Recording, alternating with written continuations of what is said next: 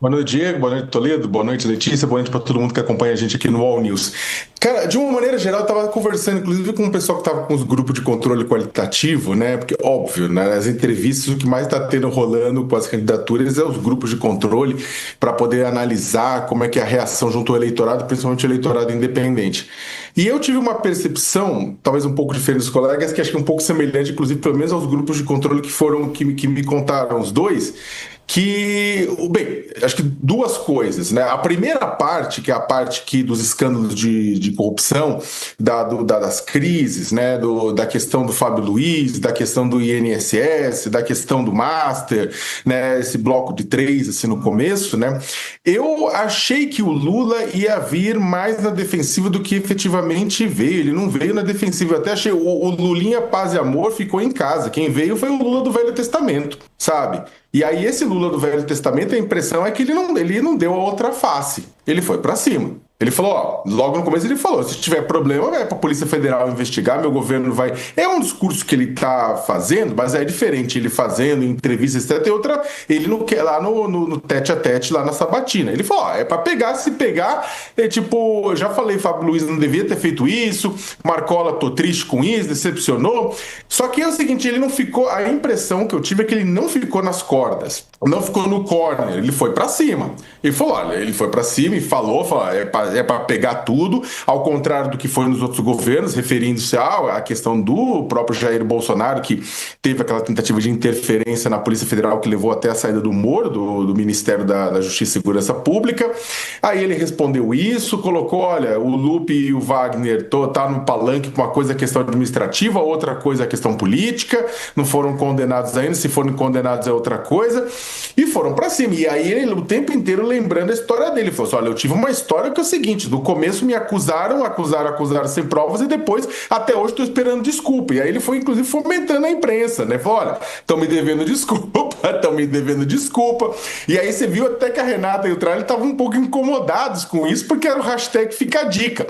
E aí ele falou do PowerPoint, né, da Globo News, concordo com o Toledo, tinha até anotado isso aqui, e aí o Tralli passou o recibo, né? Falou assim, olha, a gente, ele até colocou, fizemos a retratação sobre esse assunto, né? Ou seja, pediram desculpa. Que foi aquele PowerPoint meio doido, tipo, totalmente fora de prumo, que botava o Lula, né, dentro do processo, lá do Master, numa centralidade que não fazia sentido. Mas então, aí falou, bem, o Sidônio está orientando que no início da campanha o Lula e os aliados não podem ficar nas cordas, né? Eles têm que ir para o ataque, né? Aí eu acho que nessa segunda parte, que é a parte propositiva, ele dominou o tempo. Aí eu acho que ele fez um domínio do tempo, tanto é que ele conseguiu, ele não acabou não falando de coisas importantes para o governo dele, como a própria questão do 6-1 ficou de fora, eu acho que ele esqueceu, porque dava para ter encaixado aqui e ali, mas ele acabou dominando o tempo da entrevista, tanto é que você viu os entrevistadores tentando voltar e controlar e não conseguia, porque aí tava o Lula que a gente conhece, aquele Lula na metralhadora, né?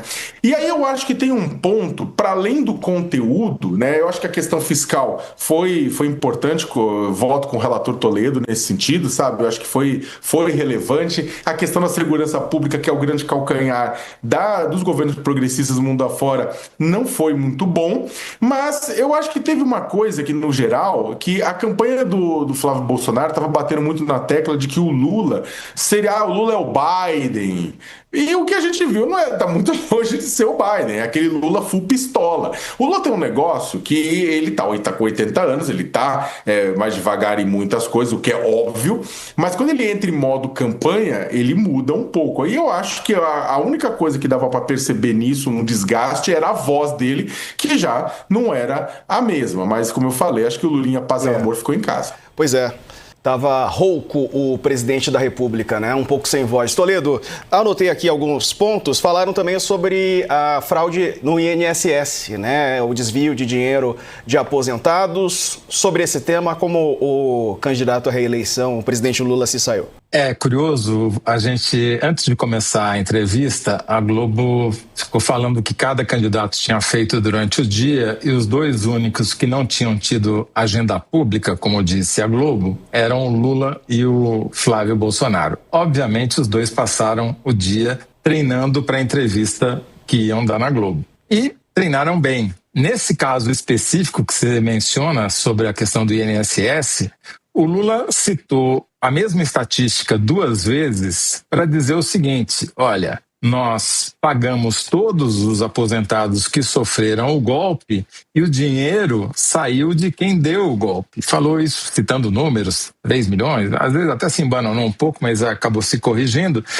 Eu acho que ele acabou saindo bem, porque ficou, pelo menos razoavelmente claro, que embora tenha havido uma boa parte do golpe tenha sido cometida durante o governo dele, foi o único governo que investigou. E aí, quando perguntado, mas demorou 2 anos, não demorou demais? Sim, mas eu precisava fazer a investigação direito, eu queria que o grupo dos pilantras não se dispersasse para a gente poder pegá-los.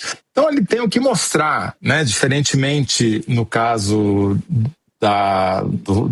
do Fábio, né, do filho, e do chefe de gabinete do Marcola, aqui você já tem um resultado da investigação, e o resultado da investigação é positivo depois de uma tragédia feita. Então, eu acho que o resumo que eu faço da entrevista começou sendo cobrado muito duramente pelos repórteres que estavam fazendo o seu papel, sobreviveu a essa fase, e a partir do momento em que mudou, e isso já começa no INSS, quando ele começa a citar dados e fazer o balanço da sua gestão, aí ele começa a virar a entrevista, virar positivamente para ele. Essa observação que o meu colega digníssimo fez, o Sakamoto, é absolutamente verdadeira. Quando o repórter não consegue interromper o entrevistado porque ele encadeia uma série de informações e ideias, é porque ele tomou conta da entrevista.